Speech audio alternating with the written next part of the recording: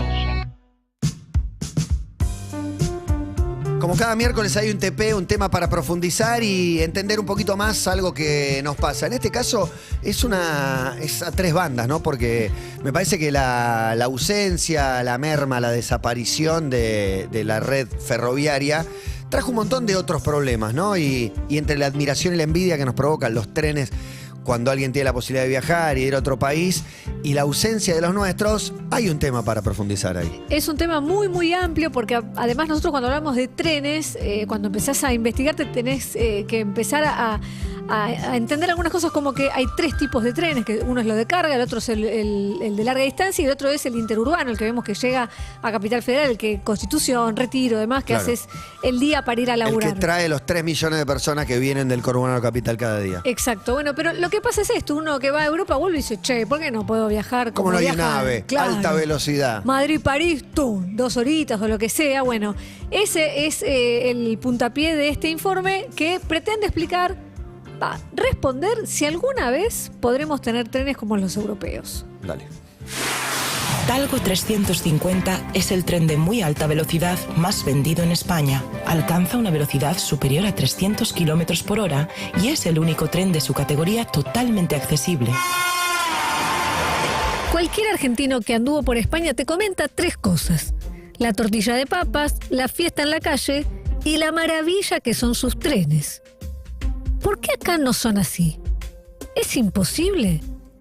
Jorge Wadel es investigador de la política ferroviaria. Toda ciudad de más de 1 millón de habitantes necesita tener un sistema ferroviario metropolitano. Buenos Aires tiene un sistema muy interesante y está en cuanto a la cantidad de trenes, la cantidad de pasajeros, entre los primeros de América sin duda y bastante parecido a otras grandes ciudades del mundo. Sobre ese no hay discusiones. Lo que está en discusión es el ferrocarril interurbano, tanto de carga como de pasajeros. En el ferrocarril de pasajeros de larga distancia, Argentina tiene 3 problemas. Primero, que somos un país demasiado grande y a mayor distancia menos conviene el ferrocarril. Segundo, somos un país despoblado. En los países que nos maravillan por sus trenes, vive mucha más gente por kilómetro cuadrado. Los datos los da José Barbero, decano del Instituto de Transporte de la Universidad de San Martín. Los países europeos en general hoy tienen densidad de población que están muchos alrededor de 100 habitantes por kilómetro cuadrado. España, Francia, Portugal, Austria, Polonia. Incluso hay de más, de 200 habitantes por kilómetro cuadrado. Alemania, Italia, Suiza. En Argentina hay 16 personas por kilómetro cuadrado.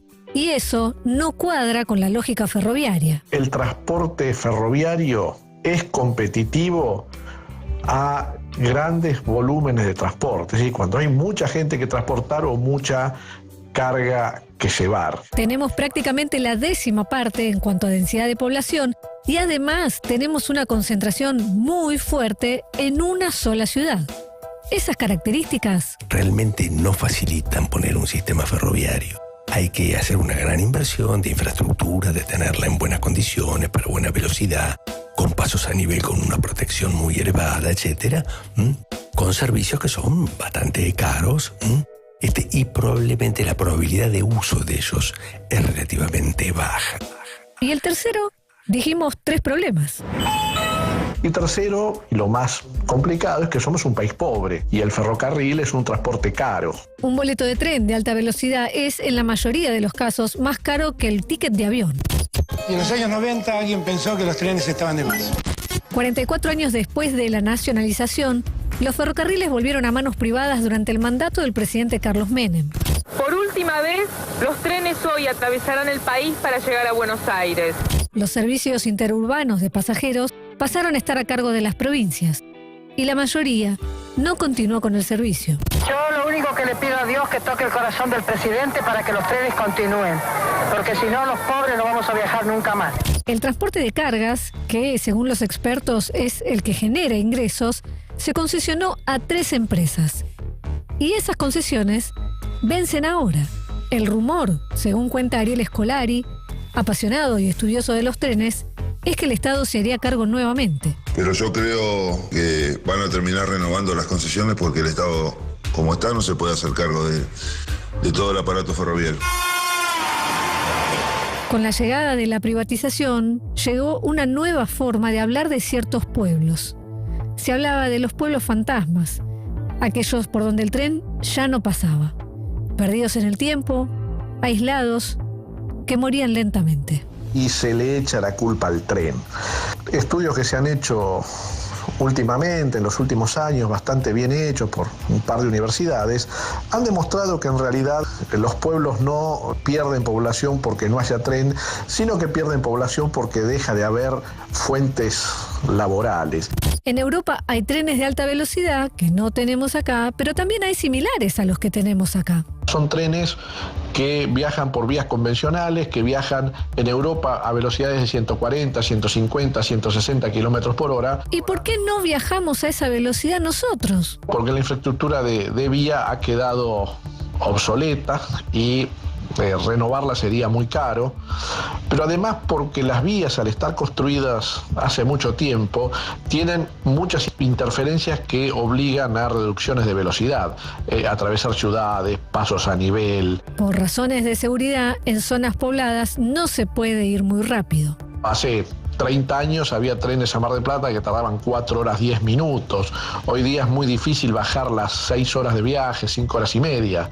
El desarrollo de las líneas ferroviarias permitió la conexión y crecimiento de ciudades y pueblos en todo el país. Hoy hay cierta idea romántica del ferrocarril, empapada de nostalgia. Las personas asocian los viajes en tren con su niñez, con su adolescencia, con épocas que uno recuerda gratamente. En toda encuesta que pregunte si queremos que vuelva el tren, el 100% dice que sí. Ahora después, cuando los trenes están, casi nadie viaja. Esta nostalgia crea un problema porque hay una demanda social muy grande en favor del tren y generalmente la política tiene que responder esa demanda. Pero esos trenes que demanda la gente son totalmente antieconómicos y de dudosa utilidad más allá de la economía.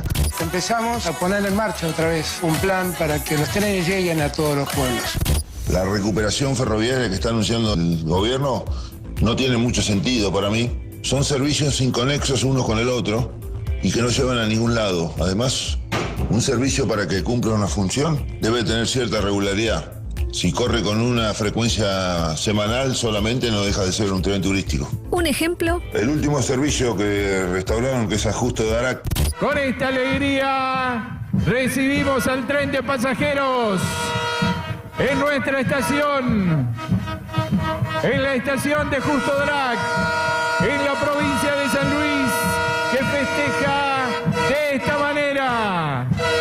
Justo de Arac es una ciudad que queda no cercano de las grandes ciudades y el tren llega a ese lugar y de ahí hay que tomar un ómnibus que muchas veces sale más caro ese pequeño trayecto de ómnibus de lo que vale todo el viaje de Justo de Arac a Buenos Aires y tiene solamente una frecuencia por semana. El medio de transporte que más contamina es el avión. Le sigue el camión, el auto, la moto y el colectivo. El tren es el que menos contamina de todos, pero no alcanza con eso. Para hacerlo una opción atractiva, el tren tiene que ir rápido, no puede tardar muchísimas horas. Para eso la vía tiene que estar muy bien, tiene que tener sistemas de señalamiento adecuados, mucho más sofisticados que lo que requieren los trenes de carga. Tiene que tener sistemas de pasos a nivel mucho más protegidos, etc. Y el Bahía Blanca, que en época de Ferrobaires, andando muy mal, tenía 6 frecuencias semanales, hoy solamente tiene 2 frecuencias y tarda 19 horas. Para hacer 680 kilómetros. Está buenísimo poner blanco sobre negro y entender lo que reclamamos y lo que verdaderamente pasa. Me da pena y siento la desidia de haberlos abandonado a un punto irremontable, porque entiendo que se utilizan más políticamente de lo que se necesita en esta altura, teniendo en cuenta que todos, me sumo en el colectivo de los que quieren que vuelvan, de los que le parecen importantes, necesarios, contaminan menos, no usan neumáticos, si querés, el último conflicto, son 20 camiones que van y no ocupan las rutas. Especulo con que debe tener menos accidentes incluso que las que hay en la ruta, pero evidentemente la gente no los elige y el grado de deterioro al que hemos llegado lo hacen medio inviable, ¿no? No tiene sentido. Entonces, me da pena, no quiero bajar la bandera de prefiero que vuelvan y voy a votar siempre a favor de que vuelvan. Porque hay algo de nostalgia también en esto de que todo tiempo pasado fue mejor. Y es verdad que no los usé para nada en mi país. No los hemos usado para la larga distancia. Muy poca gente, comparado con lo que es el auto, el micro, ha ido a, no sé, de Buenos Aires a Mar del Plata en tren. Sí, mi madre va habitualmente a Mar del Plata en tren y sale, pero pasmosamente barato. O sea, de hecho llega a Constitución y se toma un taxi a la casa que le sale el doble que lo que salió el tren a Mar del Plata. Hice el dato, lo busqué, el tren de Buenos Aires a Mar del Plata está aproximadamente el boleto más caro, el más cómodo, con los lujos, por ponerle comillas, 1.100 pesos. Y mi hija paga 400, ómnibus, que es jubilada, etcétera, paga un pasaje regalado. Ir en micro de Buenos Aires a Mar del Plata sale, el más barato está 7.000 pesos. Entonces hay una diferencia abismal. Pero es cierto que hay algo que, incluso hago un mea culpa, nos cuesta desarmar frases hechas que son, por ejemplo, los camiones se comieron a los trenes, puede salir el tema del apellido Moyano, y cuando empezás a mirar lo que eran los camiones, que es solo trenes de carga, no es trenes de pasajeros, claro. Entonces ya ahí hay que separar las cosas. Los números de los traslados que hizo el tren, incluso después de la privatización, fueron cada vez más grandes, o sea, eso no mermó. Lo que sí pasó fue que en los 90 empezamos a un crecimiento económico y demás, y de bienes y de productos y de servicios, que empezamos a movernos por todo el país, que el camión agarró muchísimo más. Eso por un lado. Después, las causas de los pueblos es el huevo o la gallina, si el tren dejó de pasar y eso mató al pueblo, o el tren dejó de pasar porque el pueblo ya estaba perimido, y ahí entra a tallar otras cosas, como cuando empezás a mirar los éxodos de cada pueblo. Hay muchos pueblos que han dejado de existir, donde no pasaba el tren antes, no es que dejó de pasar, sino que lo que sucedió es la falta de trabajo en muchas cosas, porque en muchas ciudades y pueblos, porque la mano de obra se reemplazó con otras tecnologías. Entonces empieza a haber un éxodo de los más jóvenes para irse hacia otros lugares. Entonces es muy importante evaluar, tanto José como Jorge en el informe, ellos aclaran que el tren tiene sentido, siempre tiene sentido, pero que tiene que ser una evaluación muy minuciosa en el costo-beneficio, porque es muy cara la tecnología y tiene que ser en un tramo que tenga realmente sentido, claro, hacerlo. Que se use mucho, que sea redituable. Se use muchísimo. Y esto de si yo anuncio un tren, pero que sea una vez por semana, es un concepto de tren turístico. Entonces, sí. Y si yo le anuncio un tren que llega de un punto a otro y que en realidad la mayor población está en otro punto, y para acercarse a ese tren tienen que gastar en un remis el cuádruple de lo que sale el boleto de ese tren, no llega, entonces no tiene sentido. Es muy complejo el tema. Y por otro lado, esto de que nos gusta compararnos con Europa, todos que hemos tenido la posibilidad de estar ahí y subirte a un tren en Madrid. Yo he hecho un tren, me acuerdo, en Berlín, que era una cosa increíble. Ah, es espectacular. Pero cuando estás ahí, también vivís en otra economía. Si yo hago la conversión de lo que a mí me sale, de lo que yo gano por mes, para subirme a ese tren y irme de vacaciones, es más caro que el aéreo. Entonces, ahí pierde también un sentido para nosotros. Tiene otras ventajas también, por más que el precio sea más elevado. O sea, llegás 2 minutos antes que salga. Y llegás al centro de la ciudad. Al centro de la ciudad, sale y 32 y vos llegás y 30. No hay que tener que estar 2 horas antes. Pero un dato de todo eso es que los trenes europeos tienen muchísimo aporte de subvención estatal. Claro, claro. Entonces, imaginen si nosotros pensáramos en la situación en la que estamos, porque hay que partir de la base de que somos un país pobre. Sí, claro. Si tenemos dinero para dedicar a una infraestructura de trenes. ¿Y qué va a quedar? ¿Cuál es el futuro entonces? ¿Que estén los trenes interurbanos? O sea, Constitución, Retiro, que sacan y meten a la gente que viene a laburar. Eso sí, eso. Son vitales. Por más abandonados que están, claro, trasladan una bocha de gente. O sea, con ver una jornada de trenes. Mitre, Sarmiento. Paro para gente de trenes laburando. Y estalla en las paradas de colectivo. Claro, es imposible. Entonces son vitales. Esos son fundamentales, y lo que dicen ellos es que funciona bastante bien, pero hay que empezar a tener en cuenta un tema muy, muy importante, es que lo que ellos explican es que los trenes de carga generalmente son los que generan dinero, los de pasajeros no. Cuando esto se privatizó, los trenes de carga mayormente pasaron a manos privadas y los de pasajeros quedaron en manos o sea, las pérdidas quedaron en manos de las provincias. Eso terminó muriendo, obviamente, claro, porque no lo puede sostener. Ahora terminan esas concesiones que dio hace 30 años el menemismo, y la duda es si el gobierno tiene dinero para hacerse cargo de eso y generar ganancias, porque sería el tren de carga el que genera ganancias. Bueno, la sensación es que no. Y lo que dicen es que generalmente el tren se maneja, que el tren de carga, con el dinero que genera, subvenciona y soporta un poco el que va a pérdida, que sería el tren de pasajeros. Bueno, nosotros esa posibilidad la tendríamos ahora, pero de nuevo, la tenemos ahora en un momento en un país que le debe millones de dólares al Fondo Monetario Internacional y tiene una inflación del casi el 100% anual. Explicado. Asunto trenes en otro TPDMI. Música Masterpiece.